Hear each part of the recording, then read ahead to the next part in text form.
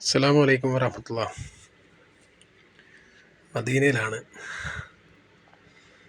ആദ്യമായിട്ടാണ് നമ്മളൊരു വോയിസ് ചെയ്യുന്നത്, ഓൺ വോയിസ് വീഡിയോ ചെയ്യുന്നത്.